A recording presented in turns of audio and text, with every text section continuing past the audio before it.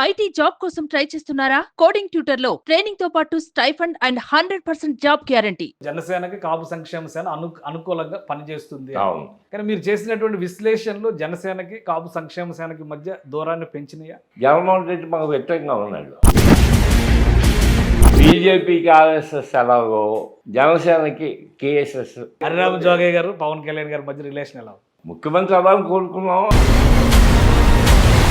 కొంతమంది తెలుగుదేశం వాళ్ళు బాగుపడి ఇప్పుడు పవన్ కళ్యాణ్ గారు వేసిన వ్యూహం 100% రిజల్ట్. 20 తీసుకున్న 20కి 20 గెలవాలన్నారు. 40 తీసుకుంటే 40 నగ్గును. కొణిదెల పవన్ కళ్యాణ్ అని నేను పవన్ కళ్యాణ్ కూడా డిప్యూటీ చీఫ్ మినిస్టర్ వరకే కరెక్ట్, కానీ అంతకన్నా ముఖ్యమంత్రి ఈ రోజుల్లో ముఖ్యమంత్రి పదవి కూడా కరెక్ట్ కాదు. పార్టీల కలయిక అనేది కీలకమైనటువంటి అంశంగా చూస్తారా? జగన్మోహన్ రెడ్డి చేసినటువంటి తప్పిదాలు ఓటమికి కారణం అని చెప్పి అనుకుంటారా? డెవలప్మెంట్ లేకుండా ముందే సంక్షేమం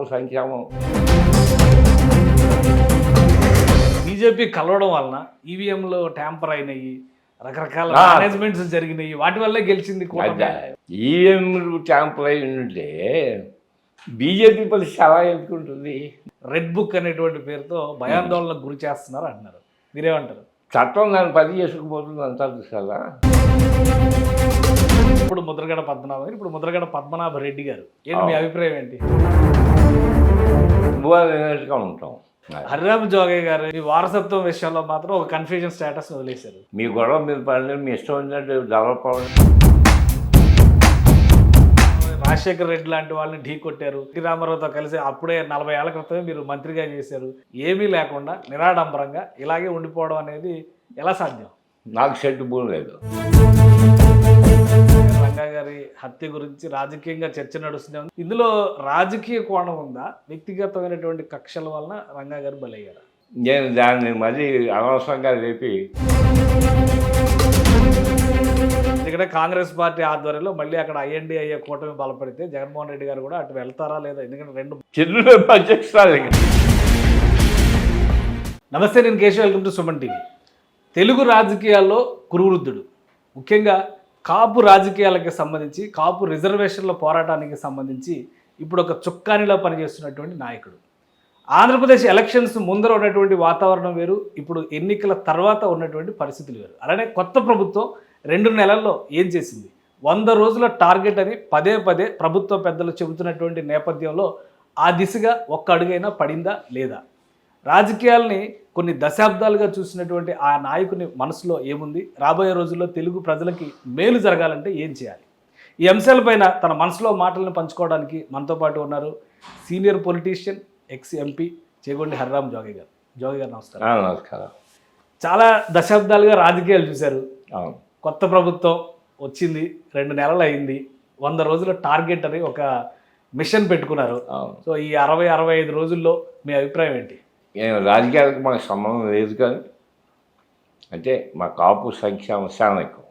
సో ఓన్లీ కాపు సంక్షేమ సేన గురించి మాట్లాడితే సంబంధం లేదు, కానీ హరిరామ జోగయ్య గారికి రాజకీయాలతో సంబంధం లేదంటారు ఇప్పుడు కూడా? నేను రాజకీయాల నుంచి 2009లోనే తప్పుకున్నాను. అయితే పొలిటికల్ అనలైజర్గా, రాజకీయ విశ్లేషకుడిగా మాత్రం ఉంటానని చెప్పా. ఆ రోజు నుంచి నాకు 3 అవతారాలు. ఒకటి పొలిటీషియన్, 2 ఫిలిం ప్రొడ్యూసర్, 3 కాపు సంక్షేమం. ఓకే. విశ్లేషకుడిగా నేను ఇచ్చే ప్రకటనలు ఒక రకంగా ఉంటాయి. ఓకే. 1 సైడెడ్గా ఉండవు. విశ్లేషిస్తూ ఏదేమిటి ఎవరేమిటి నా మనసుకు వచ్చినట్టు, నాకు నచ్చినట్టు జరుగుతున్నది చెప్పడం నాకు అలవాటు. ఇకపోతే కాపు సంక్షేమ సేన అధ్యక్షుడిగా కమ్యూనల్ ఇంట్రెస్ట్, కాపుల సంక్షేమం, దీంట్లో రాజకీయం అవసరం లేదు. ఓకే. అంటే కాపు సంక్షేమ సేన అనేది ఏ పొలిటికల్ పార్టీకి సంబంధించింది కాదు, నాన్ పొలిటికల్. ఏ సందర్భంలో ఇది ఉద్భవించిందంటే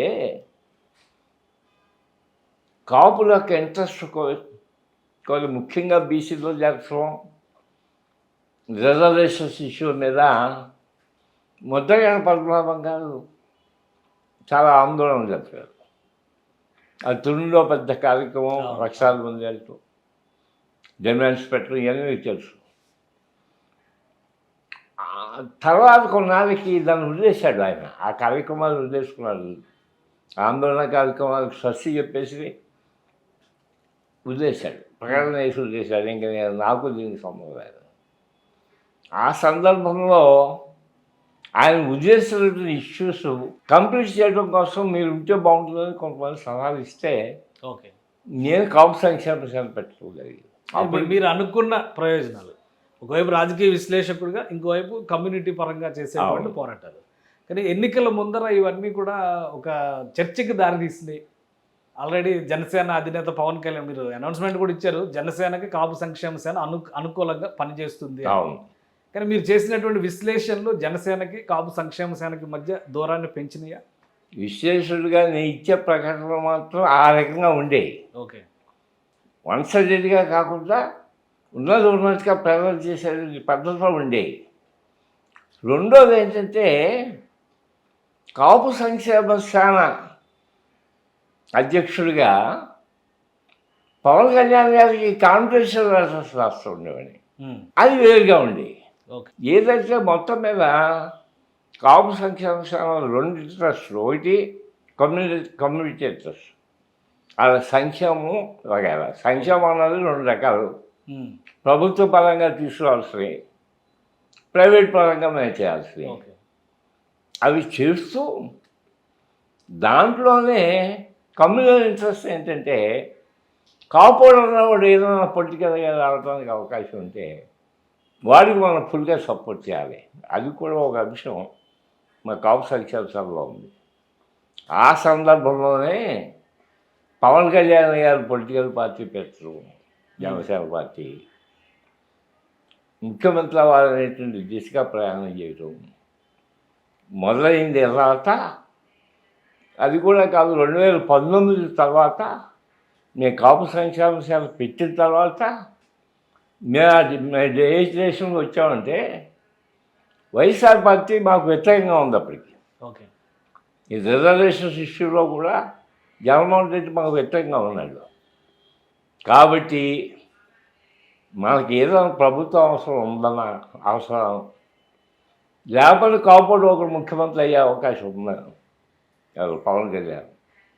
కాబట్టి మనం జనసేనకు సపోర్ట్ చేయాలి, ముఖ్యమంత్రిగా పవన్ కళ్యాణ్ తీసుకోవాలి. బీజేపీకి ఆర్ఎస్ఎస్ ఎలాగో జనసేనకి కేఎస్ఎస్ అని ప్రకటన చేస్తూ ముందుకెళ్దాం. రాజ్యాధికారంలో భాగం కావాలి అనే చర్చ వచ్చినప్పుడు, రెండు పార్టీల మధ్య ఒక అండర్స్టాండింగ్తో ముందుకెళ్లాలని నిర్ణయం తీసుకున్నప్పుడు మీరు చేసిన విశ్లేషణ పైన కూడా వివాదం రాలుతుంది. సో ఆ తర్వాత ఏం జరిగింది? ఎందుకంటే అది అయిపోయింది కదా. లేదు, ఆ విశ్లేషణలోనే మీ కాంట్రవర్సీ, మీరు చెప్పే కాంట్రవర్సీ. మొదటి నుంచి పవన్ కళ్యాణ్ ముఖ్యమంత్రి అవ్వాలన్నది మా పాయింట్. సో ఇప్పటికీ ఆ రోజు నచ్చాం, ఈ రోజు నచ్చాం, రేపు ఇవాడు కాకపోతే 2029 సరే మళ్ళీ ఆయనే ముఖ్యమంత్రి అవ్వాలని ఇప్పటికీ మా పాయింట్. ఆ రకంగానే ముందుకెళ్తూ ఆయన సపోర్ట్ చేసాం. నేను ఇచ్చే ప్రకటనలో కానీ దేంట్లో కానీ పవన్ కళ్యాణ్కి ఏనాడు వ్యతిరేకం లేదు. ఆయన సపోర్ట్ చేస్తూ ఆయన ముఖ్యమంత్రి అవ్వాలని కోరుకుంటూ దానికేమో అర్థం ఉంటే చెప్పుకుంటూ ముందుకెళ్ళా. కానీ ఇది మిత్రపక్షాల మధ్య ఒక రకమైన స్పర్ధకు కారణమైంది అని ఒక చర్చ. రెండో వైపు నుంచి మీరు కూడా సంక్షేమ సేనని రద్దు చేస్తున్నామని ప్రకటన చేశారు, కమిటీలు రద్దు చేస్తున్నాం అన్నారు. మళ్ళీ కాపు బలిజ సంక్షేమ సేన అని మళ్ళీ కొత్త ఫేజ్ తో వచ్చింది అని చెప్పి దానికి వేరే ఏంటి రీజన్? వేరే కాదు. కాపు సంక్షేమ సేన రద్దు చేయడానికి కారణం ఏంటంటే దాని రిజిస్ట్రేషన్ 2 years అయిపోయి మళ్ళీ రెన్యూల్ చేయాల్సిన నెసెసిటీ వచ్చింది. ఆ సందర్భంలో అప్పుడున్న కమిటీస్ అన్నింటినీ రద్దు చేయడం జరిగింది. ఇప్పటికీ కాపు సంక్షేమం నేనే అధ్యక్షుని, నేనే దానికి ఇప్పటికీ దానికి నేనే అధ్యక్షుని. పొలిటికల్ కారణాలు ఏం లేవు దానికి. ఆ రకంగా దాన్ని రద్దు చేస్తూ మళ్ళీ కొత్త సంఘాన్ని కాపు బలిజ సంఘాన్ని రిజిస్టర్ చేశాం. దీనికి అధ్యక్షుడు నేనే. మళ్ళీ కొత్త కమిటీ ఫార్మ్ చేసాం. అందులో ఉన్న వాళ్ళని దీంట్లో పెట్టాం. ఏదో కొద్దిగా ముగ్గురు తప్పించాము. అందరూ దాంట్లో ఉన్న వాళ్ళతో దీంట్లో. ఇప్పుడు ఎలా ఉంది మరి రిలేషన్స్ ఎలా ఉన్నాయి? జనసేన కాపు సంక్షేమ సేన జోగయ్య గారు పవన్ కళ్యాణ్ గారి మధ్య రిలేషన్ ఎలా ఉంది? మేము ఆయన డిప్యూటీ చీఫ్ మినిస్టర్ అవ్వటం మేము చాలా హ్యాపీగా ఉన్నాం. ఓకే. ముఖ్యమంత్రి అవ్వాలని కోరుకున్నాం, అవి అయినా అవ్వకపోయినా డిప్యూటీ చీఫ్ మినిస్టర్ అయ్యేది చాలు. ఒక రకంగా ఆయన ప్రస్తుతం డిప్యూటీ చీఫ్ మినిస్టర్ ఉండడమే మంచిది. కారణం ఏంటంటే ఆయనకి అనుభవం కావాలి. అడ్మినిస్ట్రేషన్లో కొత్త కదా, ఆయనకి అడ్మినిస్ట్రేషన్లో ఎక్స్పీరియన్స్ లేదు కదా. ఇప్పుడు డిప్యూటీ చీఫ్ మినిస్టర్గా ఇప్పుడు అన్నీ రీసెర్చ్ చేస్తున్నాడు, అన్నీ తెలుసుకుంటున్నాడు. ఆయన పనితీరు పట్ల ఈ 2 నెలల పనితీరు పట్ల ప్రజలు చాలా సంతృప్తిగా ఉన్నారు, ఏంటి ప్రశంసిస్తున్నారు. ఇంకా ముందుకెళ్ళే అవకాశాలు అవుతాడు అనేటువంటి ఆశతో ఉన్నారు. ఏనాడైనా మరి ఇవాళ కాకపోతే 2029 మళ్ళీ ఎవరైనా సరే ఆయన ముఖ్యమంత్రి అవుతాడు. ఆనాటికి ఎక్స్పీరియన్స్గా ఉండటం మంచిది. ప్రస్తుతం చంద్రబాబు నాయుడు అవసరం ఉంది రాష్ట్రానికి. ఎందుకంటే చాలా పరిపాలన అనుభవం ఉంది, 4 సార్లు ముఖ్యమంత్రి చేశాడు. రాష్ట్రం యొక్క పరిస్థితి బాగలేదు. జగన్మోహన్ రెడ్డి కాలంలో రాష్ట్రం అంతా తగులడిపోయింది. 10 లక్షల కోట్ల అప్పు పాలైపోయింది. 10 సంవత్సరాలు 1,00,000 కోట్ల వడ్డీ కింద కట్టాల్సిన స్థితిలో ఉండిపోయింది. నెలసరికి జీతాలు ఒకటోసారి ఇవ్వలేని పరిస్థితిలో ఉండిపోయింది. ఇలాంటి రాజ్యాన్ని మళ్ళీ మొదటికి తీసుకొచ్చి మళ్ళీ మామూలుగా చేయాలంటే చంద్రబాబు నాయుడు అవసరం ఉంది.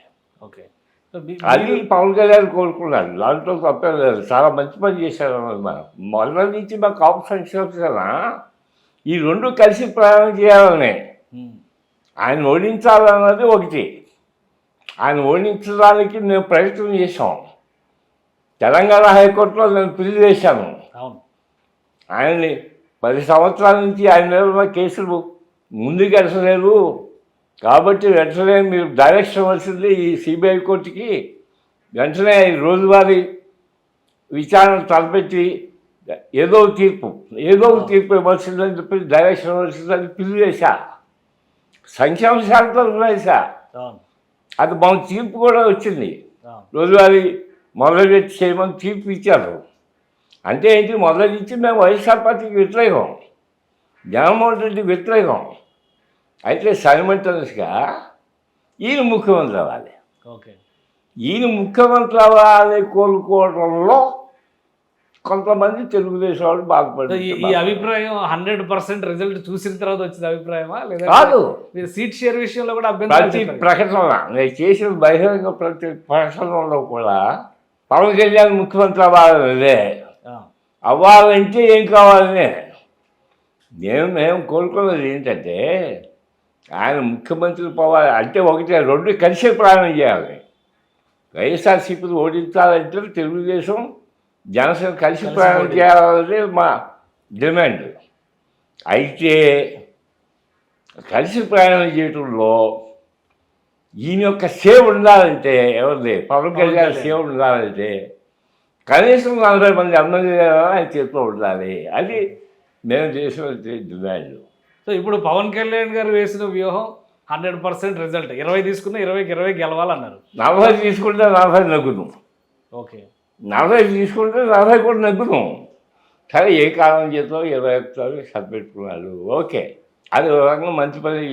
మాట్లాడారా మీరు తర్వాత ఈ ఫలితాలు వచ్చిన తర్వాత పవన్ కళ్యాణ్ ఆయన మాట్లాడడం కానీ? ముందు మాట్లాడాను. ముందు ఒకసారి 2 అవర్స్ కూర్చున్నాం. ఓకే. మాట్లాడుకున్న సందర్భంలో కనీసం 40 మంది మీ చేతిలో ఉండాలంటే ఎలాగా, డబ్బులు ఖర్చు పెట్టుకునేవాడు కావాలి కదా, లేకపోతే క్యాండిడేట్ని పెడితే ఎలా నిలుపుతారు, లేకపోతే మనం ఏం చేయగలుగుతాం. అందుకని నాకు 25 మందే డబ్బులు ఖర్చు పెట్టుకునే క్యాండిడేట్లు ఉన్నారు. అందుకని 25 మందికే రేపు పోటీ పెట్టదలుచుకున్నారు. దాన్ని వ్యతిరేకించారు. మీరు 25 మంది అనుకుంటున్నారు, 50 మంది ఉన్నారు ఇవాళ డబ్బులు ఖర్చు పెట్టుకునే క్యాండిడేట్లు, కాబట్టి 50 మందిని పెట్టండి, మీరు 20కి ఒప్పుకోకండి అని వాదించారు. ఓకే. లేదండి 25 మందే ఉన్నారు. ఓకే, తర్వాతే నేను ఆయనకి తెలియాలి డబ్బులు ఖర్చు క్యాండిడేట్ ఉన్నారనేటువంటి ఎక్స్పోజర్ కావాలనే ఉద్దేశంతో 50 మంది క్యాండిడేట్ల పేరుని ఉదహరిస్తూ లిస్ట్ రాశారు. నేను పిలుస్తాను.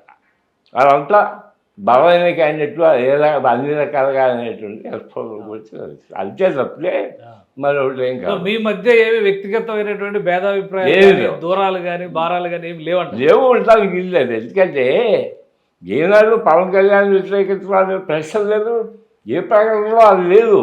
ప్రతి ప్రకటనలో అతను ముఖ్యమంత్రి అవ్వాలంటే ఇది కావాలి, ముఖ్యమంత్రి కావాలంటే ఇది కావాలి. ఆ సందర్భంలో తెలుగుదేశం వాళ్ళు కొంచెం ఇదైతే అయ్యి ఉండొచ్చు. ఎందుకంటే అతనే ముఖ్యమంత్రి అవ్వాలంటున్నాడు అనే దాని మీద అయి ఉండొచ్చు. కానీ ఎల్లో మీడియా కానీ సో ఇప్పుడు ఈ మూడో నెల దాదాపు నడుస్తుంది. ఎలా ఉంది? పవన్ కళ్యాణ్ గారికి ప్రాధాన్యం ఇస్తున్నారు ముఖ్యమంత్రి, అలానే ఇద్దరు డిప్యూటీ సీఎంని ఆయన్ని ఫోటోలు ప్రొజెక్ట్ చేస్తున్నారు, ప్రతి చోట కూడా ఆయనకి స్వేచ్ఛనిస్తున్నారు అనేటువంటి డిస్కషన్ జరుగుతుంది. సో మీరు ఎలా చూస్తున్నారు? గవర్నమెంట్లో మీరు ఉన్నారు. నేనే కాదు, ప్రజలందరూ కూడా బాగా జరుగుతుంది, ఇద్దరు కలిసి ప్రయాణం చేస్తున్నారు అనే రకంగా ఉన్నారు. కారణం ఏంటంటే చంద్రబాబు నాయుడు అంత గొప్పవాడు లేదని ఈయన మాట్లాడుతున్నాడు, పవన్ కళ్యాణ్ అంత గొప్పవాడు లేదని ఆయన మాట్లాడుతున్నాడు. సో ఇద్దరు యొక్క బంధాలు సంబంధాలు అన్నీ బాగున్నట్టే కదా, కలిసి ప్రయాణం చేస్తున్నట్టే కదా. అది మాత్రమే కాదు, ఈవేళ డెవలప్మెంట్ కోసం, స్టేట్ యొక్క డెవలప్మెంట్ కోసం ఇద్దరు పడుతున్న పాటలు ఈ 2-3 నెలల నుంచి గమనిస్తున్నారు ప్రజలు. ఒక్కరోజు 1 గంట ఖాళీ లేకుండా అటు చంద్రబాబు ఇటు పవన్ కళ్యాణ్ కూడా వాళ్ళకి సంబంధించిన పోటీ పడుతున్నారు. ఇంకా పోటీ పడితే ఇప్పుడు దీంతో అవరా, అప్పుడే ఎక్కడైంది? 10 కోట్ల రూపాయలు, 10 లక్షల కోట్ల రూపాయలు అప్పు, ₹1 చేతిలో లేదు. లేని పరిస్థితిలో ప్రభుత్వం నడపాలి. చూద్దాం ఎలా నడుపుతారో, ఏ పరిస్థితి. మీ విశ్లేషణ ఏంటి? గెలుపుకి సంబంధించి వీళ్ళిద్దరూ కలవడం, అలానే బీజేపీ కలవడం, ఈ 3 పార్టీల కలయిక అనేది కీలకమైనటువంటి అంశంగా చూస్తారా? జగన్మోహన్ రెడ్డి చేసినటువంటి తప్పిదాలు ఓటమికి కారణం అని చెప్పి అనుకుంటారా? కమ్యూనిటీ సాగుకి 1,00,000 కారణాలు అంటారు, అలాగా జగన్మోహన్ రెడ్డి సాగుకి 1,00,000 కారణాలు. ఏదో ఒకటే కారణం కాదు. అతను సొంతంగా చేసుకున్నటువంటి పరిపాలన అనుభవం లేకపోతే నడిపినటువంటి విధానం ఒకటి బాగా జనంలో అతను నష్టపరిచింది. అది నెంబర్ 1 కారణాలలో. నెంబర్ 2 ఏకపక్షంగా డెవలప్మెంట్ లేకుండా ముందే సంక్షేమం అని నమ్ముకుని ప్రయాణం చేసింది కూడా చేసిన తప్పు 2. ఇది కాకుండా అపోజిషన్ పార్టీలో ఇటు చంద్రబాబు ఇటు పవన్ కళ్యాణ్ జగన్మోహన్ రెడ్డి యొక్క దీన్ని తప్పించడంలో లేకపోతే పబ్లిక్లో అతన్ని చేయడానికి చేసిన ప్రయత్నంలో సఫలం అవడం ఇంకో 3వది. 4వది ఏంటంటే మెయిన్ మిస్టేక్ ఏంటంటే సంక్షేమాన్ని నమ్ముకున్నవాడు జగన్మోహన్ రెడ్డి సంక్షేమం మీద ఆధారపడాలి కదా. అతను మేనిఫెస్టో మీద ఆధారపడకుండా పాడు చేసుకున్నాడు. వీళ్ళు ఏదే 6 ఏంటది సూపర్ 6 అని మొదలని ఈ మహానుభావుడు చంద్రబాబు నాయుడు గారు ప్రతి వాడిని ఉచితాల పేరు మీద మరో దాని మీద ఆకట్టుకోవడానికి చేసిన ప్రయత్నంలో అలాంటి ప్రయత్నం ఆయన చేయకపోవటం వల్ల ఆ పాత మేనిఫెస్టోనే కంటిన్యూ చేయడం తప్పు. ఆయన కూడా దీన్ని చేసమానంగా పెంచి ముందుకి జనాలలో ఎదురు ఉంటే నువ్వు అనేట్టుగా ఉండేది. కానీ వీటన్నిటికంటే కూడా బీజేపీ కలవడం వలన ఈవీఎంలో ట్యాంపర్ అయినాయి, రకరకాల మేనేజ్మెంట్స్ జరిగినాయి, వాటి వల్లే గెలిచింది. ఈవీఎంలు ట్యాంపర్ అయి ఉంటే బీజేపీ పరిస్థితి ఎలా ఎందుకుంటుంది? దేశం మొత్తంగా వాళ్ళు కనీసం మెజార్టీ సంపాదించలేకపోయారు కదా. అందుకని అదంతా ఏదో ఉత్తి సమాచారం ఉత్తి ప్రకారంలో అది కరెక్ట్ కాదు. అంటే మీరు ఇన్ని ఎలక్షన్స్ చూశారు, ఈ ఎలక్షన్స్లో అదేమన్నా డిఫరెన్స్ ఉందా? మేనేజ్మెంట్ విషయంలో కానీ, ఈవీఎంల విషయంలో కానీ, సెక్యూరిటీ విషయంలో కానీ అటువంటి స్కోప్? ఎందుకంటే ఒంగోలులో రీచెకింగ్ పెడుతున్నారు, ఈవీఎం మెషిన్స్ రీచెక్ చేయాలని ఎలక్షన్ కమిషన్ కూడా పర్మిషన్ ఇచ్చింది. అక్కడ ఒకసారి మళ్ళీ క్లారిఫై చేసుకునేటువంటి ప్రయత్నం. ఆల్రెడీ పిన్నెల్లి రామకృష్ణారెడ్డి గారి ఇష్యూ చూసాం, దొంగ ఓట్లు పడుతున్నాయి కాబట్టి ఈవీఎం పగలగొట్టామని చెప్పని అంటున్నారు.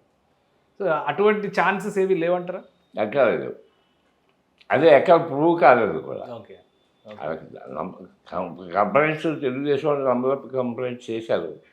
ఎక్కడ దానికి సంబంధించి మళ్ళీ రీఎలక్షన్ ఎక్కడ రాలేదు కదా. ఆ దేశం సో అది అవకాశం లేదంటారు. అవకాశం లేదు, ఆ స్కోప్ లేదు. సో ఇప్పుడు ఈ 2 నెలల పరిపాలనలో 2 అంశాలు ప్రజలను ఎక్కువగా భయపడుతున్నాయి. గత ప్రభుత్వం ఎలా అయితే కక్ష సాధింపులకు వెళ్ళిందో ఈ ప్రభుత్వం కూడా అలానే వెళ్ళబోతోంది. రెడ్ బుక్ అనేటువంటి పేరుతో భయాందోళనకు గురి చేస్తున్నారు అంటున్నారు. మీరేమంటారు? పవన్ కళ్యాణ్ స్టేట్మెంట్లు ఎలక్షన్ అయ్యాక చెప్పి సైన్ అయింది, ఆయన ఒక స్టేట్మెంట్ ఇచ్చారు. కక్ష సాధింపు అనేది మన వంతు కాకూడదని. అది జన సైనికులను ఉద్దేశించి ఇచ్చాడు. మనం అలాంటి జోలికి వెళ్ళొద్దాం. వాళ్ళు వెళ్తలేదు, ఈ రోజుకి వెళ్ళలేదు. తెలుగుదేశం వాళ్ళు కూడా ఇచ్చారు. ఇచ్చినా మీరు అయితే కొన్ని చట్టం దాన్ని పని చేసుకుపోతుంది అంటారు కదా. అందుకని కొన్ని సందర్భాల్లో వాళ్ళు చేసిన తప్పులు తప్పనిసరి అయిపోయి వాడి మీద కేసులు పెట్టాల్సిన నష్టం వస్తుంది. అంతేగాని ఏదో కక్ష సాధింపు అనేది ఇంతవరకు ఎక్కడ కనపడలేదు. ఓకే, ఆ అవకాశం కూడా లేదు. ఎందుకంటే చట్టం ఏదో అనుకున్నట్టుగా చేయాలంటే జరిగే విషయం కాదు. అందుకని ఎవరి అవకాశం వాళ్ళకి చట్టం వాళ్ళకి ఫేవరబుల్గా నడుస్తూ ఉంటుంది. ఆ అవకాశం లేదు. కక్ష సాధింపు అనే క్వశ్చన్ లేదు. అది బాబా ఆ రకంగా పోతే ఈ పార్టీకి ఎక్కడో ఉండాల్సింది మొత్తం స్టేట్ అంతా కూడా. జగన్మోహన్ రెడ్డి గారు రాష్ట్రపతి పాలన అడుగుతున్నారు కదా. ఆయన ఏం అడగాలి, ఏదో అడగాలి. అందుకని ఆయన ఇప్పుడే స్టార్ట్ చేశాడు. కంగారు పడుతున్నాడు. కానీ ఓ సంవత్సరం ఆగి ఉండాల్సింది. ఓ సంవత్సరం ఈ పరిపాలన ఎలా చేస్తున్నారు, వీళ్ళ సంక్షేమం ఎలాగ ముందుకు తీసుకెళ్తున్నారు, వీళ్ళు ప్రామిసెస్ని జనంలో ఏ విధంగా ఇంప్లిమెంట్ చేస్తున్నారు, ఇవన్నీ చూసి కంగారు పడకుండా చూసి ఇక ఏముంది మొదలెట్టలేదు కదా అవన్నీ చూసి నెమ్మదిగా మొదలెట్టుండాల్సింది. అనవసరంగా కంగారు పడిపోయి మరి ఎందుకో అప్పుడే బురద దాంట్లో మొదలు పెట్టేశాడు. అది ఎంతవరకు సక్సెస్ అవుతాడో చూడాల్సిందే కదా.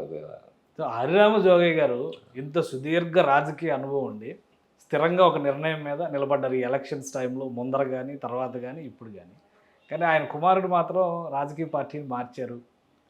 సో ఏంటి దీనికి వెనక ఉన్నటువంటి రీజన్ ఏంటి? నాకు 5 కొడుకులు, 4 కొడుకులు నేను కూర్చుంటారు, నుంచుంటారు.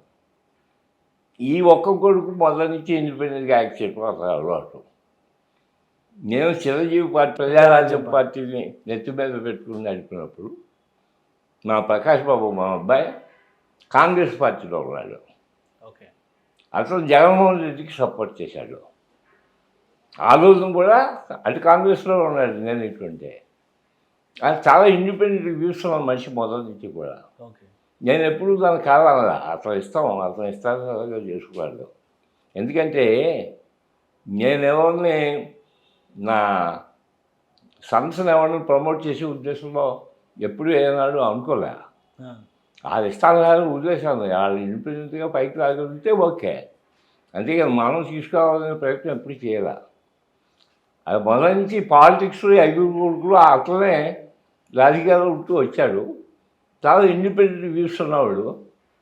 జనసేన పార్టీలో చేరినప్పుడు కూడా అతను నాకు సంబంధం లేకుండా చేర్చుకున్నాడు పవన్ కళ్యాణ్. ఓకే, నాకు సంబంధం లేకుండా జిల్లా అధ్యక్షుడిని చేశాడు. కాబట్టి అలాగే నాకు సంబంధం లేకుండా అతను బయటికి వెళ్ళిపోయాడు. నాకు చెప్పాడు లేదు, నేను వద్దంటే కూడా వెళ్ళాడు. ఓకే, అతను ఇష్టం ఉద్దేశా. అంతేగాని మొదటి అతను ఇష్టాలుగానే వెళ్ళాడు. మీరు ముందు జాగ్రత్తగా వైసీపీలోకి పంపారని ప్రచారం కూడా జరిగింది. ప్రచారం చేసిన వాళ్ళు కోవర్స్. ఓకే, ఏ పొలిటికల్ పార్టీ కోవర్స్ ఇప్పుడు నేను చెప్పడం మంచిది కాదు. కొంతమంది కోవర్స్ అదర్ పార్టీకి సంబంధించిన కోవర్స్ కావాలని నాకు పవన్ కళ్యాణ్కి దూరం పెంచాలని ఆ రకంగా ప్రయత్నాలు చేశారు. దానివల్ల వాళ్ళ సక్సెస్ కాలేదు. ఎందుకంటే మొత్తం కాపు సంక్షేమ మొత్తంగా మేము చేసాం. ఓకే, జనసేనకి కాదని అనేవాళ్ళు ఎవరు లేరు. నన్ను నువ్వు వ్యతిరేకం చేసావని చెప్పేవాళ్ళు ఎవరు లేరు. ఖచ్చితంగా జనసేనలో ఉంటారని స్టేట్మెంట్ ఇచ్చాను నేను. మా వాళ్ళు వెళ్ళిపోయారు సరే. ఈ రోజు వరకు ఉన్నా. ఇప్పుడు ఏంటి రిజల్ట్ వచ్చిన తర్వాత, ఇప్పుడు గవర్నమెంట్ మారిన తర్వాత ప్రస్తుతం ముఖ చిత్రం ఏంటి? నాకు అవసరం లేదు. ఎందుకంటే అతన్ని ఏదో ప్రమోట్ చేయటం వరకే నా వంతు. ఏదో చీఫ్ మినిస్టర్ అనుకున్నాం, డిప్యూటీ చీఫ్ మినిస్టర్ అయిపోయాడు. ఓకే, అతని పని అతను చేసుకుంటున్నాడు. ఇంకా మా కాపు సంక్షేమానికి అంటే మళ్ళీ రాజకీయాలు మీ అబ్బాయి కూడా మిమ్మల్ని అప్రోచ్ కాలేదా ఈ జరిగిన మా ఇద్దరికి ఆ రోజు నుంచి ఈ రోజు వరకు మాట్లాడలేదు. అతను వెళ్ళిపోయిన దగ్గర నుంచి ఈ రోజు వరకు మీతో మాట్లాడుకోలేదు. అతను గొడవ అతను, నా గొడవ నాది. అందుకని అసలు ఏం మాట్లాడటం అట్లా అంటే రావటం. తండ్రి కొడుకులు అంటే నా ఆస్తులకు సంబంధించిన గొడవలు ఉంటే ఉండొచ్చు. రాజకీయాల్లో ఈ జగన్మోహన్ రెడ్డిని ఆవిడెవరో బ్రదర్ సిస్టర్స్ తెలుగు పార్టీలు లేదా? షర్మిల ఎంతమంది లేరు? కొడుకులు తల్లులు తలొక పార్టీలో. అలాగే కొడుకు తల్లి ఎలా చెప్తే కొడుకు అలా వినాల రూల్ ఉందా? మళ్ళీ మిమ్మల్ని అప్రోచ్ కాల ఎవరు జనసేనలోకి వస్తారని కానీ చాలా ఇండిపెండెంట్గా ఉంటాడు. ఓకే, అలాంటి లేదు. అసలు పని అర్థం చేసుకుపోతున్నాడు. నేను అర్థం లేదు, అర్థం అంటే వద్దని చెప్పాను. ఓకే, వద్దని చెప్పి వెళ్ళిపోయాడు. ఓకే, ఇప్పుడు ఇదివరకు లేడు, ఇప్పుడు లేడు. ఉన్ననాడు జనసేన ఉన్నాడు, వెళ్ళిపోయినప్పుడు వెళ్ళిపోయాడు. అసలు కారణాలు అసలు ఉన్నాయి. నేను చెప్తే వెళ్తాం అనేది ప్రశ్న లేదు. నేను చెప్పడం ఉండమని చెప్పాను కానీ ఆ రోజు అని చెప్పాను.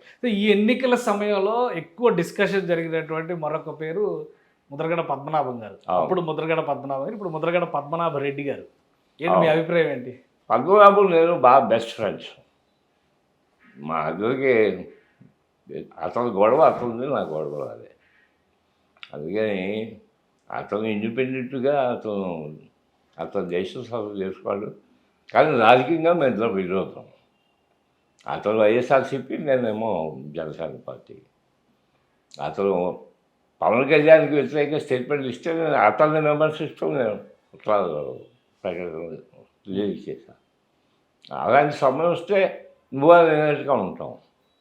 అలాగని మేము ఇద్దరం వ్యతిరేకం కాదు, అవసరం లేదు. కానీ ఒక ఫ్రెండ్గా మీ అనాలిసిస్ ఏంటి? ఎప్పుడో వంగవీటి మోహన్ రంగా గారు చనిపోయినప్పుడు ముద్రగడ్డ గారి మీద పాటలు వినేవాళ్ళం.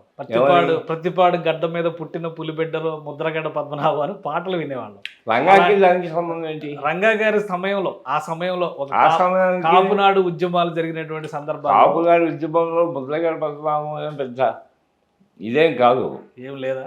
ఏదో 10 లక్షల మంది ఈ కాపులు ఆ రోజు పబ్లిక్ మీటింగ్లో రంగా గురించి నేను పబ్లిక్ మీటింగు ఆయన ఎవరో కాపునాడు విజయాల వెంకట్రావు గారి అధ్యక్షులు జరిగితే ఈయన ఎక్కడ ఇంట్లో ఉన్న తీసుకొచ్చి కూర్చోబెట్టి అలా అధ్యక్ష కూర్చోబెట్టారు. అంతేకాదు ఆయనకేం సంబంధం లేదు. 10 లక్షల జనాభాకి ఇంకేం సంబంధం లేదు. రంగా ఇష్యూ మీద జనం పొగడ్డారు. ఆ రోజు అది జరిగింది. ఈ గొప్పతనం లేదు. అప్పటి నుంచి కూడా 94, 95 సమయంలో కాపు రిజర్వేషన్ గురించి ఆయన మాట్లాడిన 2003 లేదు చెప్తున్నాను కదా. కాపు రిజర్వేషన్స్ ఇష్యూలో విజయభాస్కర్ రెడ్డి గారు ముఖ్యమంత్రిగా ఉన్న రోజుల్లో ఒకసారి ఆందోళన చేశాడు. ఈయన ఏదో సైకిల్ మీద ఏదో చేయటం చేసిన సందర్భంలోనే జీవో నెంబర్ 30 ఇచ్చారు. అప్పట్లో ఇది చేశాడు. తర్వాత మళ్ళీ గుర్తేశాడు, మర్చిపోయాడు. కొన్ని సంవత్సరాలు దాని గురించి పట్టించుకున్నాడు కాదు. ఈ లోపల రాజశేఖర రెడ్డి గారు రావడం ఉన్నది కూడా తీసేవి అన్నీ జరిగిపోయింది. అయినా సరే పద్మనాభంగా రియాక్షన్ అనేది లేదు. ఎందుకు వచ్చిందో మళ్ళీ చంద్రబాబు నాయుడు ముఖ్యమంత్రి అయినప్పుడు రియాక్ట్ అయ్యాడు. 2016 దానికి కొంతమంది ఏం చెప్తారంటే నా బట్టి పొలిటికల్ అనలైజర్స్ అది జగన్మోహన్ రెడ్డిని సపోర్ట్ చేసే ఉద్దేశంలోనే ఆ యాజిటేషన్ స్టార్ట్ చేసి ఆ కార్యక్రమం చేశాడు. కానీ రియల్గా ఏదో కార్పొరేటర్స్లో చేసింది కాదు అని చెప్తారు. అది జరిగిపోయింది అనుకోండి, ఏదో జరిగిపోయింది. కానీ చేశాడు కదా, ఏదో చేశాడు కదా. దాని గురించే కదా మంజునాథ్ కమిషన్ వేశాడు, లేకపోతే ఏది కదా. దాని గురించే కదా ఈడబ్ల్యూఎస్ కోటాలో 10%, 5% చంద్రబాబు ఇచ్చాడు. ఇవన్నీ జరిగినాయి కదా. ఏదైనా ఆలోచనపడు కదా ఎవరో. మీరు మాట్లాడారా? పద్మనాభ రెడ్డి గారుగా మారిన తర్వాత మీరు మాట్లాడారా? ఏం లేదు, అంతకుముందు కూడా నేను మాట్లాడుకోవడం లేదు. అసలు ఒరిజినల్గా చెప్పంటారా మా ఇద్దరు కూడా సంబంధం? చెప్పండి. నేను ఎన్టీఆర్ క్యాబినెట్లో మంత్రి అయ్యా. అంటూ అప్పుడు తాజాపేరుగూడెం ఆంజనేయులు గారు మంత్రిగా ఉండేవాడు. కమ్యూనిటీగా కాపుల రిప్రజెంటేటివ్గా ఆయన క్యాబినెట్లో. ఫస్ట్ క్యాబినెట్లో. ఓకే. ఆయన చనిపోయాడు. ఆ వేకెన్సీలో 4 మంత్రి చేశాడు ఆయన ఎన్టీఆర్. అప్పుడు ఈయన ఎమ్మెల్యే నాకు ఇచ్చాడు ఆ వేకెన్సీని, తనకి ఇవ్వలేదు, బాధపడి కూడా ఈయన. ఓకే. పద్మనాభం గారు. అప్పుడు ఎన్టీఆర్ గారికి చెప్పా, ఎవరన్నా ఆయన బాధపడుతున్నట్టుగా విన్నాను నేను, ఆయనకి ఏదైనా పొజిషన్ ఇస్తే బాగుంటుందని. అప్పుడు ఏం చేశాడంటే ఆయన ఒక కార్పొరేషన్ క్రియేట్ చేశాడు, మురికాల కార్పొరేషన్ అని, ఏంటి డ్రైనేజ్ కార్పొరేషన్ అని కొత్తగా క్రియేట్ చేసి దానికి అధ్యక్షుని చేశాడు ఈయన. ఓకే. నేను చెప్పడం వల్ల అప్పుడు నా ఆఫీస్ నుంచి నా కారులో తీసుకున్నది దీన్ని ఆ ఆఫీస్ కొత్త ఆఫీస్కి తీసుకెళ్ళి అక్కడ ఈయనేమో బాధ్యతల స్వీకారం నేను దగ్గరుండి ఓకే చేయించడం ఇవన్నీ జరిగి దట్ ఈస్ హౌ పద్మనాభానికి మొదటిసారిగా ఎలా ఎలా విడిపోయారు మరి తెలుగుదేశం పార్టీలో? ఆయన చెప్పారు ఆవేశం ఎక్కువ. తర్వాత 3 మాసాలకే ఏంతో కూర్చులో రాజీనామా చేసి వెళ్ళిపోయాడు. ఓకే. తర్వాత ఎప్పుడు కోపం వస్తే అప్పుడు రాజీనామా చెప్పి వెళ్ళిపోవడం అది మొదటి అలవాటు. ఆయన నడకే అదో పద్ధతి అలా చేసుకుంటూ వచ్చాడు. ఏదైతే కాపురేట్ ట్రస్ట్లో ఉద్యమాలు చేశాడు, మనకి కాదని ఏం చెప్పలేం కదా. ఇప్పుడు ఏంటి భవిష్యత్ కాపు ఉద్యమాలకు సంబంధించి కానీ కాపు రిజర్వేషన్లకు సంబంధించి ఇక్కడ ఎన్డీఏ ప్రభుత్వం అక్కడ ఎన్డీఏ ప్రభుత్వం, సో ఏమైనా కలిసి వస్తాయి? యాక్చువల్గా ఏంటంటే బ్రిటిష్ గవర్నమెంట్ నుంచి కూడా కాపులకి బీసీలుగా చేర్చారు ఆ రోజుల్లో పట్టపడలో.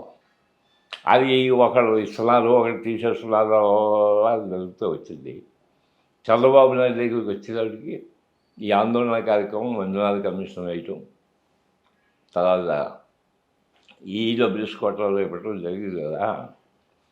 ఆ తర్వాత పద్మనాభం గారు దీని మీద రెస్పాండ్ అవ్వాలి. ఓకే. ఈ కొత్త గవర్నమెంట్ వచ్చింది కదా, జగన్మోహన్ రెడ్డి గవర్నమెంట్, ఈయన ఆ పార్టీ కదా ఇండైరెక్ట్గాను ఉత్తరాలు రాయాలి కదా ముఖ్యమంత్రికి, దాన్ని ఇంప్లిమెంట్ చేయమని రాయాలి కదా, ఏమీ ఇంటర్ఫీర్ కాదా. ఓకే. మేము ఇంటర్ఫీర్ అయ్యాం. కమ్యూనల్గా కేసు కాపు సంక్షేమంలోనూ అది టేకప్ చేసి ఆయన రాజీనామా చేసి మేము టేకప్ చేసి రకరకాల ఆందోళనలు చేశాం. మేము పోస్ట్ కార్డు ఉద్యమాన్ని మొదలవుతుంది, నేను నిరాహార దీక్ష చేయటం, నన్ను తీసి ఎక్కడ పాడేయటం ఇవన్నీ జరిగినాయి. అయినా సరే జగన్మోహన్ రెడ్డి ప్రభుత్వం ఏం స్పందించరా. కోర్టుకి వెళ్ళా, ఇప్పుడు హైకోర్టులో ఉంది, ఇప్పుడు కోర్టులో ఉంది, ఇప్పుడు విచారణ జరుగుతోంది. ఆ సందర్భంలో అంటే జగన్మోహన్ రెడ్డి ప్రభుత్వం కౌంటర్ వేసింది, నేను వేసిన పిటిషన్ మీద ఓకే వ్యతిరేకంగా వేసింది, ఇవ్వటానికి వీల్లేదు అని. ఓకే. ఆ శైలిలో ఇప్పుడు ఉంది. ఇప్పుడు కొత్త గవర్నమెంట్ వచ్చిన తర్వాత కాపు సంక్షేమ శాఖ తరఫున నేను ముఖ్యమంత్రి గారికి ఓ రిప్రజెంటేషన్ రాశా, ఆయనకి పవన్ కళ్యాణ్ గారికి. ఇది పరిస్థితి, మీరు ఇచ్చారు, మీరు ఇచ్చిందే ఈడబ్ల్యూఎస్ కోటాలో, మా పరిశ్రమ కోర్టులో ఎలా ఉంది, కౌంటర్ ఏమో మాకు వ్యతిరేకంగా గవర్నమెంట్ వేసింది, కాబట్టి కొత్త గవర్నమెంట్ వచ్చింది కాబట్టి మీరు ఇచ్చిన దాన్ని సపోర్ట్ చేస్తూ మాది ఇంకో కౌంటర్ వేస్తుందని మొన్న లెటర్ రాశాం మేము. ఇవాళ ఎగ్జిక్యూటివ్ కమిటీలో కూడా అదే చెప్దాం మళ్ళీ చేసి. ఓకే. అందుకని నేను వాళ్ళని మరి ఇంకో కౌంటర్ ఏమైనా రిక్వెస్ట్ చేస్తున్నాం, ఏదైనా కోర్టులో తెలుసుకోవాల్సిన విషయం. ఇప్పుడు ఓవరాల్గా మీ సుదీర్ఘ రాజకీయ అనుభవంలో చూస్తే ఇప్పుడు ఏర్పడినటువంటి ప్రభుత్వం పైన ప్రజలకు చాలా ఆకాంక్షలు ఉన్నాయి, సమస్యలు కూడా అదే స్థాయిలో ఉన్నాయి.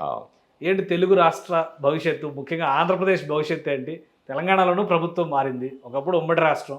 ఈ తెలుగు రాష్ట్రాల ప్రజల భవిష్యత్తు ఏంటి? మీరు ఏం ఆలోచిస్తున్నారు ఈ 2 రాష్ట్రాల ప్రజల గురించి? ప్రస్తుతం చాలా ఇబ్బందుల్లో ఉంది రాష్ట్రం.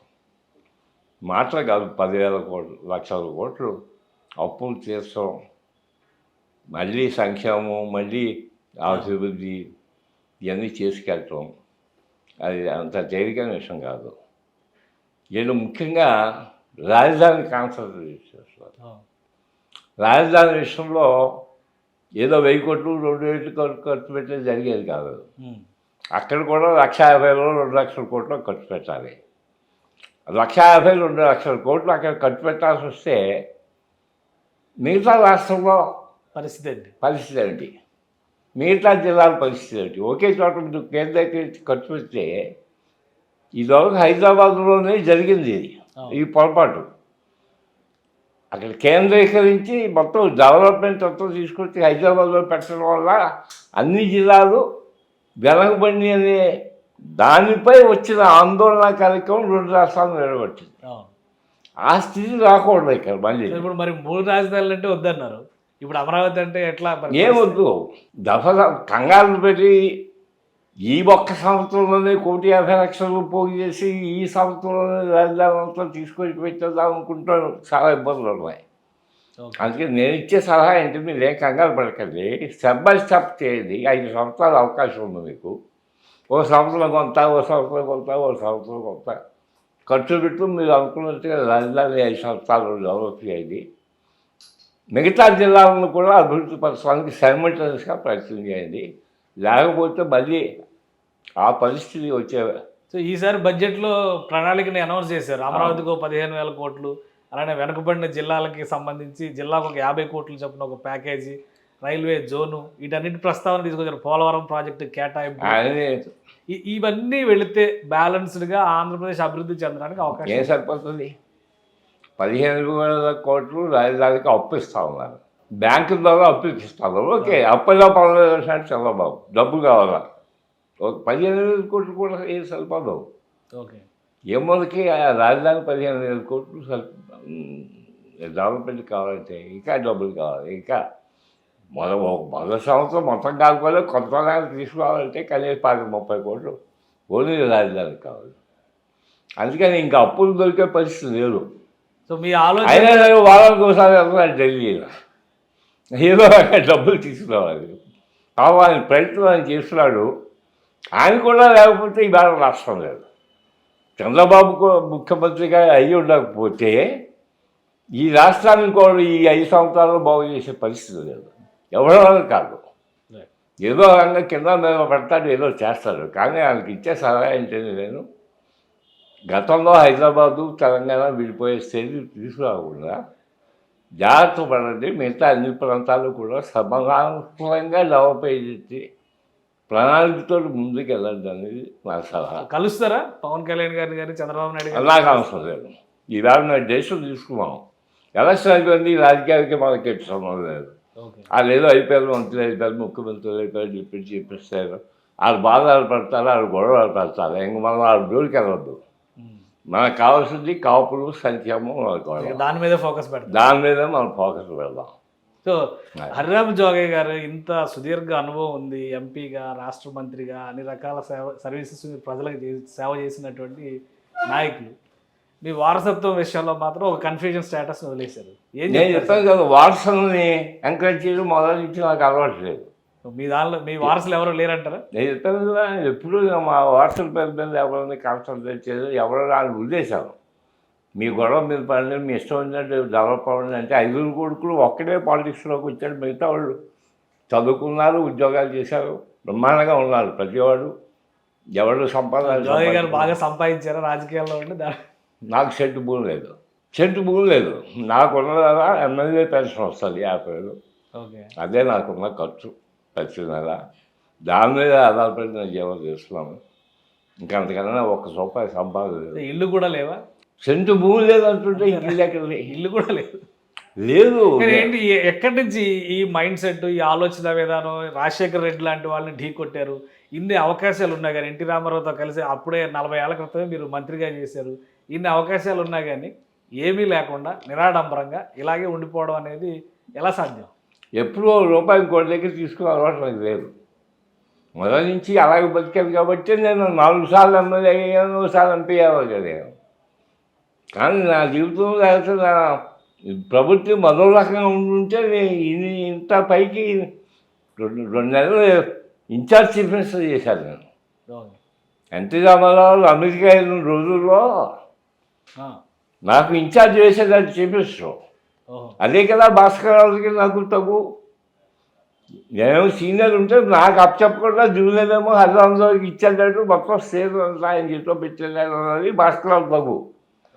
దాని మీద ఆయన దింపేసి గొడవ చేసి అన్ని చేశాడు ఆయన. ఇన్ని పొజిషన్లు చేశాను కానీ ఎప్పుడు రూపాయలు నేను సంపాదించా. అంత సన్నిహితంగా ఉన్న ఎన్టీ రామారావు ఎందుకు వదిలేశారు?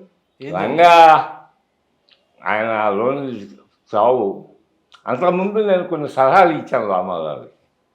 ఆ సలహాలు పాటించుంటే రంగా చనిపోయి ఉండేవాడు కాదు, ఓకే. ఈ స్టేజ్ వచ్చి ఉండేది కాదు. అది నా కోపం. ఆయన అడిగాడు, ఏమిటి మీ వాళ్ళంతా 2 లక్షల మంది కట్టుకుని నన్ను విమర్శించడం ఏమిటని నన్ను అడిగాడు. ఏమి లేదండి, రంగా విషయంలో ఈ గొడవ అంతాను అతను సెక్యూరిటీని మీరు విత్డ్రా చేశారు, విజయవాడలో కాపర్నావుడు కానిస్టేబుల్ దగ్గర నుంచి మీరు ట్రాన్స్ఫర్ చేశారు, ఇదంతా రంగా ఏదో చేయటం గురించే జరుగుతుంది అనేటువంటిది ఇవాళ మా వాడిలో ఉండేటువంటి విమర్శ. దాని గురించి ఇంతమంది 2 రకాలుగా ఎదురుతున్నారు అన్నా. మరి ఏం చేద్దాం అన్నారు. ఫస్ట్ మీరు ఒక పని చేయండి, ముందు సెక్యూరిటీ అందుకే మళ్ళీ వెంటనే ఇవ్వండి. రెండోది ఏం చేస్తారంటే విజయవాడకి ఒక కాంపౌండ్ తీసుకొచ్చి కమిషనర్ వేయండి, మిగతా వాళ్ళ సంగతి ఒక కాప్ కమిషనర్ వెంటనే పోలీస్ కమిషనర్ వేయండి.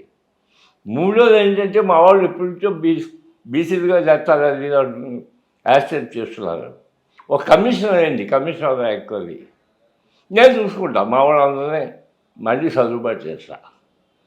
ఓకే చేద్దాం అన్నారు, ఓకే చేద్దాం అన్నారు. నెక్స్ట్ డే మళ్ళీ సారీ ఏమంటే మా వాళ్ళు అంటే నా సలహాదారులు వద్దు, ఎలా ఉన్నదో అలా ఉంటుంది. సో ఎవరు ఆ సలహాదారులు? నేను చెప్పవచ్చు, అలా అయిపోయింది. అది నా బాధ. ఇప్పటికీ కూడా దాదాపు 35 ఏళ్ళు అవుతున్నా కానీ రంగా గారి హత్య గురించి రాజకీయంగా చర్చ నడుస్తూనే ఉంది. 24 ఎలక్షన్స్లో అయితే చాలా ఇంపార్టెంట్ టాపిక్ అయిపోయింది. ఇందులో రాజకీయ కోణం ఉందా, వ్యక్తిగతమైనటువంటి కక్షల వలన రంగా గారు బలయ్యారా? అన్నీ నా పుస్తకంలో రాశా. నా ఆటోబయోగ్రఫీ బుక్ ఒకటి 60 సంవత్సరాల రాజకీయ ప్రహాసం అని చెప్పి రిలీజ్ చేశా. ఇదంతా దాంట్లో క్లారిటీ ఇచ్చా. అందుకని ఇప్పుడు ఈ సందర్భంలో నేను దాన్ని మళ్ళీ అనవసరంగా లేపి మళ్ళీ దాన్ని ఆ ఇష్యూని ముందుకు తీసుకోవడం నాకు ఇష్టం లేదు. సో ఇప్పుడు 3 దశాబ్దాల తర్వాత మళ్ళీ మీరు అనుకున్నట్టుగా ఒక కాపు నాయకుడు అనుకోవచ్చా పవన్ కళ్యాణ్ని? ఆయన అన్ని పార్టీలకి అన్ని కులాలకి నాయకుడు అంటున్నారు. మనం అనుకుంటున్నాం కానీ ఆయన అనుకోడు. ఓకే, ఆయన నేను కాపు నాయకుడు అనుకోడు. కాపులు ఆయన ఓన్ చేసుకుంటున్నారు కానీ ఆయన కాపులు ఓన్ చేసుకోరా. ఆయన అన్ని కులాలు నా వాడు అంటాడు, కాపులు మాత్రం మా వాడు అంటారు. ఓకే, అయినా సరే కాపులంతా చెప్పాను కదా, కాపులు ముఖ్యమంత్రి చాలు మాకు అని దానిలో ఈవేళ మన ఎలక్షన్లో మనం 100 మంది కాపులు సపోర్ట్ చేశారు. సపోర్ట్ చేయడం వల్ల ఈవేళ కూటమి స్టేజ్కి వచ్చింది. దీని ఎవరు కాదనే పరిస్థితి లేదు. ఇది because of Kapus, because of Pawan Kalyan. Pawan Kalyan గురించి కాపులు చేశారు కానీ ఇంకోటి గురించి అయితే కాపులు అంతా చేయరు. సో ఈ ఫలితాలు చూసిన తర్వాత అన్ని వర్గాల ప్రజలు ఈ నిర్ణయాన్ని ఆమోదిస్తారని అనుకోవచ్చా? చేశారు కదా. ఇప్పుడు నాట్ ఓన్లీ కాపుస్, మిగతా కులాలు ఇప్పుడు 40% ఆయన అప్పటికీ 40% ఓట్స్ గెయిన్ చేశాడు. ఓకే, ఎవరు? జగన్మోహన్ రెడ్డి. ఈయన 58% కదా. అంతకుముందు అసలు 50% ఓటు పార్టీకి వచ్చాడు. వీళ్ళేమో తెలుగుదేశం పార్టీని 6%, 46%, 1% ఏమో బీజేపీ, 47% 58% ఇంకో 11% ఇక్కడ పెరిగింది. ఓకే, దీంట్లో ముఖ్య కారణం ఏంటంటే ఆయన 50 నుంచి ఒకసారి పార్టీ రావడానికి ముఖ్య కారణం ఏంటంటే ఎలక్షన్లో కాపులో సగం మంది వైఎస్ఆర్సీపీకి వేశారు. లాస్ట్ ఎలక్షన్ 2019 ఎలక్షన్లో. ఎలక్షన్ అయిపోయిన తర్వాత మళ్ళీ ఓ 5% కాపులు బ్యాక్ టు పెవిలియన్ మళ్ళీ జనసేనకు వచ్చాయి. ఓకే, 6% ఉన్న జనసేన ఇంకో 5% మళ్ళీ కాపులు బ్యాక్ అయిపోయింది. ఎప్పుడు ఎలక్షన్స్లో, పంచాయతీ ఎలక్షన్, స్థానిక ఆ 5% మైనస్ అయిపోయింది వైఎస్ఆర్సీపీ.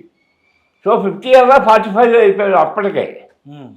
మిగతా 5% ఆయన చేసుకున్న తప్పులు అనేది అంటే ఆ 5% కూడా తగ్గిపోయి పార్టీకి వెళ్ళిపోయాడు. ఆయన అయినా పార్టీకి వెళ్ళడం చిన్న విషయం కాదు. కానీ అలా అనుకుంటే లాస్ట్ టైం తెలుగుదేశం పార్టీ ఓడిపోయిన సందర్భంలో కూడా 39% ఓటింగ్ తెచ్చుకుంది. అదే 40%. కాబట్టి కన్సాలిడేటెడ్గా ఈ 2 పార్టీలకు 40% అయితే ఉందని అనుకోవచ్చు. ఉంది కదా, 40% వ్యతిరేకత ఉంది కదా. టోటల్గా అబౌవ్ 50% మొట్టమొదటికి ఏ పార్టీకి లేదు. సో ఇంత బలమైనటువంటి గెలుపు వచ్చిన తర్వాత కూడా ప్రధాన ప్రతిపక్ష హోదా ఇవ్వకపోవడం రాజకీయంగా వేధించడమే, అందుకని కోర్టు మెట్లు ఎక్కారు అంటారు జగన్మోహన్ రెడ్డి గారు. మీరేం చెప్తారు దీనికి? ఎలక్షన్ అయిపోయిన తర్వాత పవన్ కళ్యాణ్ ఒక ప్రకటన చేశాడు, కార్యకర్త సమావేశంలో అన్నాడు, మనకి రెండు పక్షాలు అన్నాడు. ఒకటి ప్రతిపక్షం, ప్రధాన ప్రతిపక్షం ఏంటి 21 మనమే ప్రధాన ప్రతిపక్షం, 2 ప్రభుత్వంలో భాగం తీసుకోండి. రెండు ఏ విధంగా ఏ గుణం మీద సాగు చేయాలని నాకు ముందే నేను చేస్తాను. ఓకే. సో ఇక ప్రతిపక్షంగా కూడా అవసరం అయితే జనసేన అక్కడ ఉంది, అంతేకాదు 11 మందికి ప్రతిపక్షం ఇచ్చే పరిస్థితి లేదు కదా. అట్లాంటి రూల్స్ ఏమి లేవు, ఇది కక్షపూర్తి లేదు అసలు కదా. రాజ్యాంగ పరంగా కూడా ఇవ్వాలి 10% లోపల ఉన్న వాళ్ళకి ఇవ్వాలని ఎక్కడ లేదు, ఈ 10% ఉన్న వాళ్ళకి ఇవ్వాలి కూడా లేదని కదా అడుగుతున్నారు. అది ఊరికే అక్కడ పార్లమెంట్లో అదొక ఇది కింద ఇచ్చారు. ఇప్పుడు కూడా ఇవ్వచ్చు, ఇవ్వాలనుకుంటే స్పీకర్ ఇవ్వచ్చు, కానీ ఇవ్వాల్సిన పరిస్థితి లేదు. ఇది కక్ష సాధింపు అవదంటారా? కక్ష సాధింపు ఏంటి? రమ్మన్నారు కదా, కూర్చోమన్నారు కదా, కూర్చొని మీ ఇష్టం మాట్లాడుతున్నారు కదా, నేను ఎలా చేస్తామన్నారు కదా స్పీకర్. మరి అలాంటప్పుడు అది హోదా ఇవ్వడం మాత్రం ఆయనకి ఇష్టం లేదు. ఓకే, ఆ స్పీకర్ ఇష్టం, ఆయన హోదా ఇవ్వడానికి సంసిద్ధంగా లేడు. అది లేదు, కోర్టుకు కూడా వెళ్ళారు. చూద్దాం కోర్టు అని చెప్తాను. మీ అంచనా ప్రకారం ఇంత రాజకీయ అనుభవం నేపథ్యంలో చూస్తే ఆంధ్రప్రదేశ్లో పార్టీల రివైవల్ అనేది ఒకటి చర్చ నడుస్తుంది, పోలరైజేషన్లో చేంజెస్ రాబోతున్నాయనే చర్చ ఇంకోటి నడుస్తుంది. ఎందుకంటే కాంగ్రెస్ పార్టీ ఆధ్వర్యంలో మళ్ళీ అక్కడ INDA కూటమి బలపడితే జగన్మోహన్ రెడ్డి గారు కూడా అటు వెళ్తారా లేదా? ఎందుకంటే మొన్న వెళ్ళిపోయాడు కదా, వెళ్ళిపోయినట్టేనా? కానీ మొన్న అది సపోర్ట్ తోటే కదా అక్కడ చేశాడు. అయినా మొన్న ఏదో ఇష్యూ వస్తే బెత్తగా చేశాడు కదా NDAకి, అందుకని వెళ్ళిపోయినట్టే లెక్క. ఇండియా పార్టీకి ఇండియా కూటమిలో కలిసిపోయాడు. సో కలిసి పనిచేస్తే కాంగ్రెస్ పార్టీకి ఏపీలో పూర్వ వైభవం వస్తుందా? కలిసి పనిచేయడానికి చెల్లు పనిచేస్తారు, అన్నా చెల్లి కలిసి పనిచేస్తే ఎప్పుడు కూడా చేయవు, కష్టం అంటారా? అది జరిగేది కాదు. మీ అభిప్రాయం ప్రకారం ఆంధ్రప్రదేశ్లో ఇప్పుడు నడుస్తున్నటువంటి ప్రభుత్వ పనితీరు కానీ, సమన్వయం చేసుకుంటున్నటువంటి విధానం కానీ, ప్రస్తుతం రాష్ట్రానికి ఉన్నటువంటి సమస్యల్ని అధిగమించడానికి కావాల్సినటువంటి సమయం ఎంతకాలం పట్టచ్చు? కానీ చేస్తున్నది మనకు చాలా బాగుంది, బాగా చేస్తున్నది. ఈ 2-3 మాసాల్లోనే ఒక్క నిమిషం ఖాళీ లేకుండా అటు చంద్రబాబు ప్రయత్నం అలాగే ఉంది, ఇటు పవన్ కళ్యాణ్ ప్రయత్నం. అందుకని చాలా బాగా చేసుకుంటున్నారు, బాగా చేస్తారు. కొన్నాళ్ళు ఉంటారు, కొన్నాళ్ళు ఏమన్నా సరే సర్వైవ్ అవ్వడానికి ప్రయత్నం చేస్తారు. అది ఎన్నాళ్ళు ఉంటారో చూద్దాం, ఎన్నాళ్ళు ఇద్దరికి అలాగే నడుపుతారో చూద్దాం. కానీ ఏదైనా అర్థం ఏంటంటే ఫైనాన్స్, ప్రభుత్వంలో డబ్బులు లేవు. ఏదేదో చేద్దామంటే చేయడానికి ఏం చేతుల్లో కనపడుతుంది. ఎలాగెళ్తారు, ఏ రంగా చేస్తారు వేచి చూడాల్సిందే తప్ప. 2 నెలలు పెన్షన్స్ ఇచ్చారు, టైంకి జీతాలు ఇచ్చారు, ఇచ్చారు, మరి ఎన్ని నెలలు ఇస్తారో చూడాలి. సో ఆర్థిక చేయాల్సినవి ఉన్నాయి. ఈ దీంతో ఎక్కడ సరిపోతుంది, ఇంకా స్టార్ట్ చేయాల్సినవి ఉన్నాయి కదా. అవన్నీ వాళ్ళు డిమాండ్ చేస్తున్నారు కదా, స్టార్ట్ చేశారు కదా డిమాండ్ చేయడం, అవన్నీ మొదలు పెట్టాలి కదా. ఎక్కడి డబ్బులు అన్నీ వచ్చిన ఫస్ట్కి పెన్షన్ ఇవ్వాలి కదా. ఆటంకం ఏదన్నా వస్తే అది ఆర్థిక పరమైన అంశమే అవుతుంది. అప్పుడే దానికి పునాది వేశారు కదా. ఏంటి ఒక్కో దానికి వైట్ పేపర్, అవును, శ్వేతపత్రాలు రిలీజ్ చేసి మా పరిస్థితి ఎలా ఉంది సుమా అని చెప్పి ప్రజల ముందు పెట్టేశారు కదా. అయినా సరే వాళ్ళకేమో కావాలి, వీళ్ళు చెప్పింది కాదు కావాల్సింది పబ్లిక్ అంత తేలిగ్గా కన్విన్స్ అవ్వరు. మీరు ఏం చేస్తారో మాకు అనవసరం, మీ మేనిఫెస్టో మాకు ఇంప్లిమెంట్ చేయాల్సిందని డిమాండ్ చేస్తారు వాళ్ళు. ఓకే, అందుకే చేసి చేయాలి, చూద్దాం ఏం చేస్తారో. ఇంతకన్నా చేసేవాడు ఇంకోలేడు. చంద్రబాబుకి మించి ఇప్పుడున్న పరిస్థితుల్లో ఈ రాష్ట్రాన్ని ముందుకు తీసుకెళ్ళేవాడు ఈ రోజు లేడు. పవన్ కళ్యాణ్ కూడా డిప్యూటీ చీఫ్ మినిస్టర్ వరకే కరెక్ట్, కానీ అంతకన్నా ముఖ్యమంత్రి ఈ రోజుల్లో ముఖ్యమంత్రి పదవి కూడా కరెక్ట్ కాదు. ఈ 5 సంవత్సరాలు అనుభవం సంపాదించడానికి ఉపయోగపడటం మంచిది, ఉపయోగపడతాడు. తర్వాత 29లో మళ్ళీ ముఖ్యమంత్రి అసలే అవుతాడు పవన్ కళ్యాణ్. చూద్దాం ఏమవుతుందో. థ్యాంక్ యూ జోగయ్య గారు, మీ అభిప్రాయాలు తెలియజేస్తారు. 2 నెలల్లో ఆంధ్రప్రదేశ్ ప్రభుత్వం నడిచిన విధానం ఖచ్చితంగా ముచ్చటగా ఉందని హరిరామ్ జోగయ్య గారు చెప్తున్నారు. ఆర్థిక పరమైనటువంటి సమస్యలు పెను భారంగా మారుతున్నప్పటికీ కూడా సమన్వయంతో ఇద్దరు నేతలు కేంద్ర ప్రభుత్వ సహకారంతో ముందుకు వెళ్తున్నారని విశ్లేషిస్తున్నారు. అదేవిధంగా ఏపీలో అనేక సమస్యలకి కారణమైనటువంటి వైఎస్ఆర్సీపీ రాబోయే రోజుల్లో మరింత సమస్యల సుడిగుండంలోకి పోయేటువంటి అవకాశం ఉందని ఆయన విశ్లేషిస్తున్నారు. ఇక మరింత ముఖ్యమైనటువంటి అంశం కాపు రిజర్వేషన్లకు సంబంధించి మరో దఫా ఉద్యమ రూపంలో వెళ్ళాలా లేదా కార్యాచరణను ప్రభుత్వానికి వివరించడం ద్వారా కోర్టులో కేసులు ఉన్నటువంటి నేపథ్యంలో తమ ఆకాంక్షల్ని రాబట్టుకోవడానికి కావాల్సిన విధి విధానాలని కాపు సంక్షేమ సేన తీసుకుంటుంది, అమలు చేస్తుందని హరిరామ జోగి గారు చెప్తున్నారు. ఇది స్పెషల్ డిస్కషన్.